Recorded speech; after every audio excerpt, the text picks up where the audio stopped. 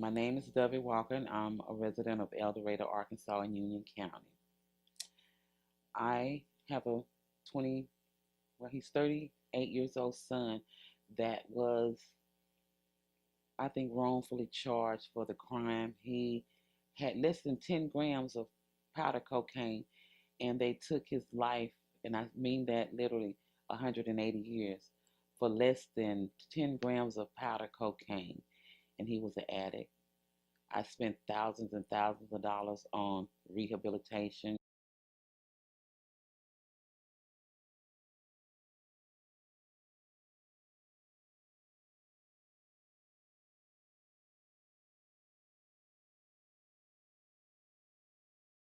It's not left up to the judge to determine if he's an addict or not, because I had proof that my son was an addict.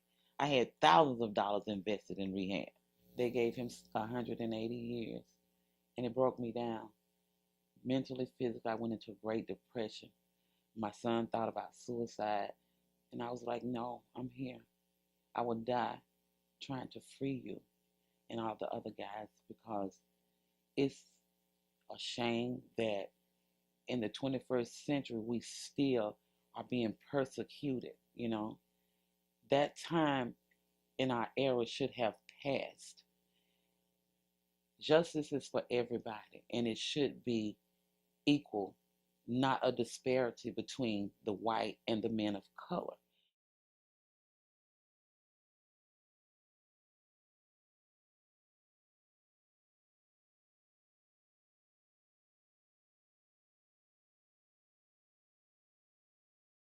you know and it's hard on me. I'm still stressed about my son, because I wonder if I'm going to be alive to see him a free man, or will he be coming home to bury his mom? And I don't want that to happen. I'm trying so hard and praying so hard for help to get these laws overturned, not only for my son, but for all the men of color that have been victims of an unjust, judicial system. Uh, but I will die trying to see these young men free. All ones that has been persecuted and wrongfully sentenced, I will leave this earth trying to see them free. That was a promise that I made my son. I would die trying to see you free. I started about 3 months after my son got convicted, because I went into a deep depression. I was at a very dark place. And my husband was, I was just laying in bed, wouldn't eat, wouldn't anything. He was like, you can't do this to yourself. You got to get up. You got to do something other than this. So one day I was laying in the bed crying, and it was a voice said, you got to get up and do something. So I picked up a pencil and a paper, and I just started writing different stuff and having it published. I was getting out, giving little meetings about the unjust system, how we needed to come together, because one person can only do so much, but if we join together, we can accomplish something. That's what I want to change.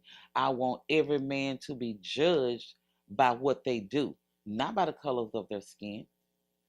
If I'm black, blue, green, purple, or orange, if you do a crime, pay for that crime, but let the sentence be just to the crime that you do.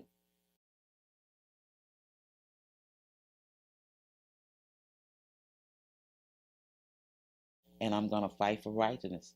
It might kill me, but I'm not going to give up. I might give up, but I will not give up until I see a change here in Union County.